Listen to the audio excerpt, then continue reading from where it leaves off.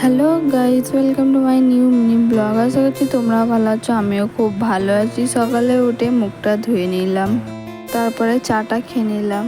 আজকে লাঞ্চের জন্য চিকেন বানাচ্ছিলাম, তাই ভাবলাম তোমাদের সাথে শেয়ার করি রেসিপিটা। প্রথমে কড়াই তেল দিয়ে দিলাম ভালো করে গরম হওয়ার জন্য, তারপরে আলুগুলো দিয়ে দিলাম, তারপরে আলুতে হলুদ আর নুন দিয়ে ভালো করে চালিয়ে নিলাম ভালো করে। আলুগুলো ভাজা কমপ্লিট, আলুটা আলাদা একটা জায়গায় তুলে রেখে দিলাম। আলু ভাজা হয়ে গেছে, ওই তেলেতেই চিকেনগুলো ভালো করে ভেজে নিলাম।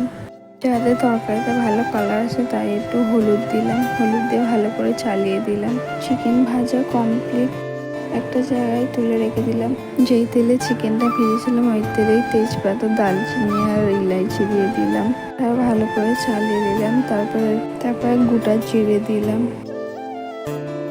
তারপরে পেঁয়াজ দিলাম, পেঁয়াজ দিয়ে ভালো করে চালিয়ে নিলাম ভালো করে 2-5 মিনিট।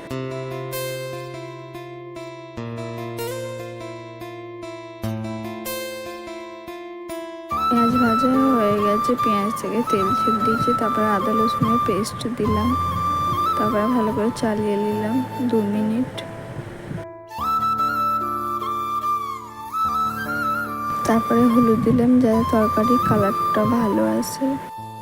তারপরে টমেটো দিলাম, তারপরে 2 মিনিট ভালো করে চালিয়ে নিলাম। তারপরে আলুটা দিয়ে দিলাম, আলুটা দিয়ে ভালো করে চালিয়ে দিলাম।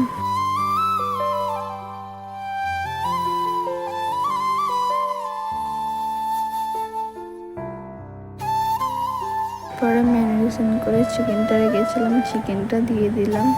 তারপরে ভালো করে মশলার সাথে ভালো করে চালিয়ে দিলাম। চাপা দিয়ে দিলাম, গোশ থেকে পানি ছাড়া পেলাম, পানি দিইনি। তারপর ঢাকনাটা খুলে ভালো করে গোশটাকে চালিয়ে দিলাম। তারপরে গোশ থেকে তেল ছেড়ে দিয়েছে, গোশ কষা হয়ে গেছে। তারপর পানি দিয়ে দিলাম, পানি দিয়ে ভালো করে চালিয়ে দিলাম।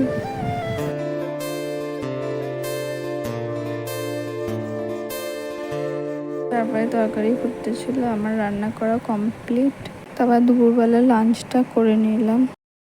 সন্ধ্যাবেলা দাদা স্যান্ডউইচ কিনে দিয়েছিল, স্যান্ডউইচ খেলাম। আজকে ভিডিওটা এতটাই, দেখাচ্ছে next video. Bye bye. Video ভালো লাগলে লাইক, কমেন্ট, শেয়ার, সাবস্ক্রাইব করে নেবে।